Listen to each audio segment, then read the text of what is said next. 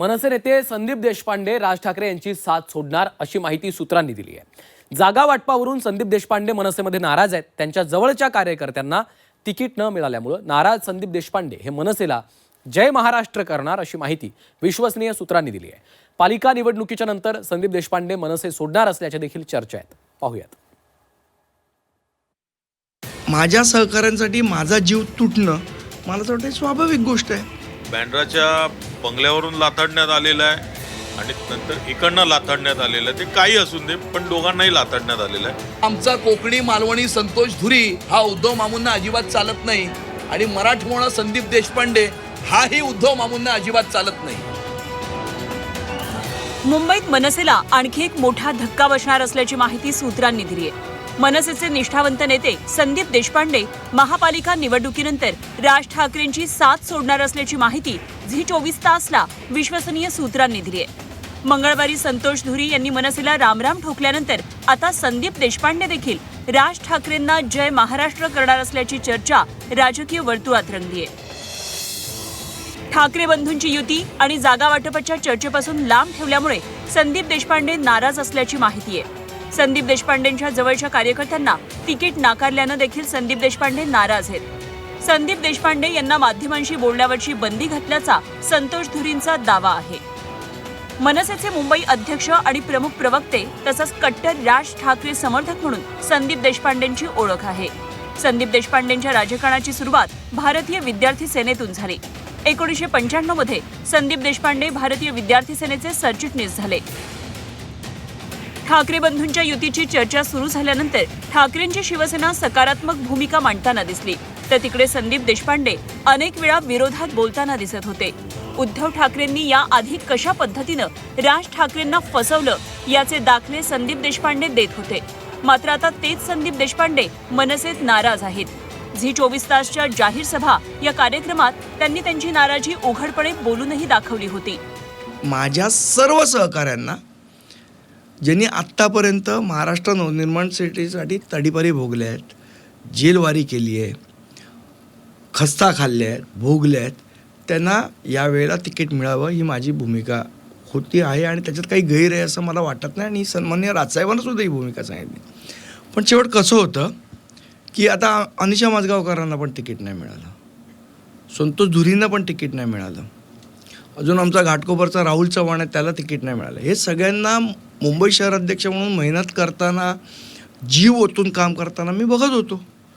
तर त्यांच्यासाठी, माझ्या सहकाऱ्यांसाठी माझा जीव तुटणं मला तर वाटतं स्वाभाविक गोष्ट आहे। आता युतीत ती नाही आली जागा, फॉर व्हॉट एव्हर रिझन त्यांनी ती नाही दिली जागा किंवा ती नाही सुटली, चर्चेत नाही आलं, ते होतं। 100% तर काही कुठल्या युतीमध्ये 100% समाधानी माणूस नसतो। दुर्दैवाने काही लोक आमचे नाही मिळाली जागा, त्याचं दुःख निश्चितपणे आहे। पण शेवट एका मोठ्या गोलसाठी तुम्हाला काही गोष्टींचा त्याग करावा लागतो। संदीप देशपांडेंचे जवळचे मित्र आणि कालच भाजपमध्ये प्रवेश केलेल्या संतोष धुरींनी देखील संदीप देशपांडेंसंदर्भात रोखठोक भाष्य केलंय। मनसेत संदीप देशपांडेंवर अन्याय झाल्याची भावना त्यांनी बोलून दाखवली आहे। एवढंच नव्हे तर आम्हाला दोघांना मातोश्री शिवतीर्थवरून लाथाडण्यात आल्याचा आरोपही धुरींनी केलाय। नाही, मी काल पण सांगितलं आणि मी आज पण तेच सांगतो की अन्याय हा दोघांवरही झालेला आहे, लाथाडणं दोघांनाही झालेलं आहे। मग ते एखाद्या दोघांनाही मिळून बँड्राच्या बंगल्यावरून लाथाडण्यात आलेलं आहे आणि नंतर इकडनं लाथाडण्यात आलेलं आहे। ते काही असून दे, पण दोघांनाही लाथाडण्यात आलेलं आहे। मनसेत फक्त संतोष धुरी आणि संदीप देशपांडेच नाराज नाहीत, तर अजून अनेक कार्यकर्ते आणि पदाधिकारी नाराज असल्याचं धुरींनी म्हटलंय।